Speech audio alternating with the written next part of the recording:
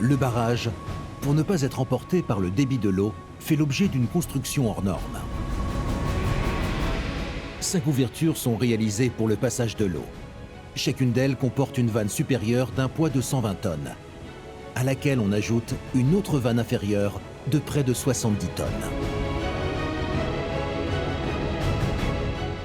Les piles en béton font 15 mètres de largeur, pour obtenir un barrage de 170 mètres de long. C'est 2 fois la longueur d'un stade de football. Il est d'ailleurs particulier parce qu'il est en partie en France et en partie en Allemagne. On retrouve même sur le barrage une délimitation de la frontière avec le panneau F pour la France et le panneau D pour Deutschland. Seul un mastodonte de cette taille-là peut s'opposer aux crues les plus violentes du Rhin. Avec lui, le fleuve devient moins dangereux.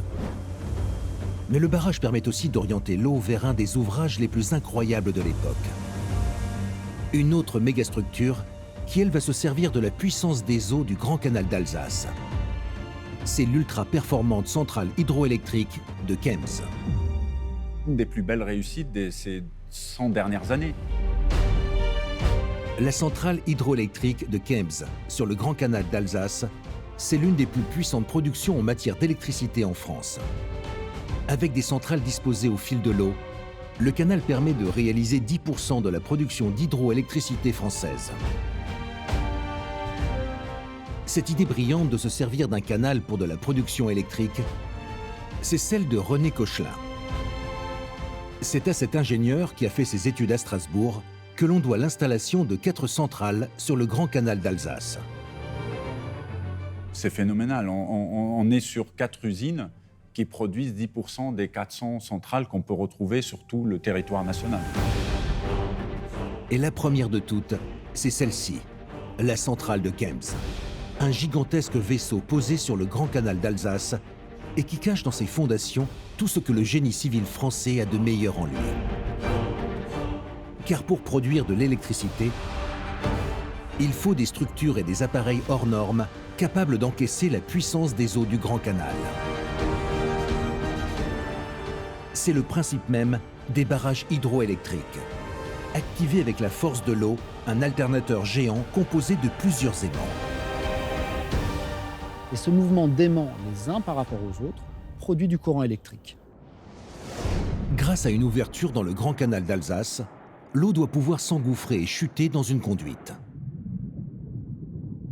Puis arriver à grande vitesse dans un local, où des hélices vont enclencher la rotation d'une roue de plus de 4 mètres de diamètre. Elle frappe littéralement les pales de la turbine et elle commence à les faire tourner. Cette rotation de 90 tours sur une roue d'une centaine de tonnes demande des structures exceptionnelles. C'est ce que les ouvriers en 1928 vont réaliser. Avec pour démarrer la construction de la centrale. C'est ici que l'on va disposer 4 groupes qui seront chargés de produire l'électricité. Un ensemble composé de la roue et de l'alternateur fait plus d'une dizaine de mètres de haut, soit la taille d'un immeuble de 4 étages, n'est visible qu'une toute petite partie dans la grande salle de l'usine. C'est en profondeur que tout se passe. Car pour activer les pales de la roue, il faut que l'eau arrive à une certaine vitesse. On creuse alors des conduits qui amènent l'eau à 14 mètres de profondeur. Leurs dimensions sont colossales. Un conduit fait plus de 15 mètres de diamètre. Ces conduits sont dimensionnés pour amener des millions de litres qui vont s'écouler à l'intérieur durant plusieurs décennies. Mais avant d'arriver à la roue, l'eau peut encore être accélérée ou ralentie sur demande. De larges volets commandés par la salle des contrôles de l'usine permettent leur inclinaison. Selon qu'elle fasse obstacle à l'eau ou qu'elle se mette de profil pour un impact le plus faible possible, les milliers de litres qui arrivent chaque seconde frappent la roue plus ou moins violemment. C'est les directrices qui dirigent l'eau sur la roue.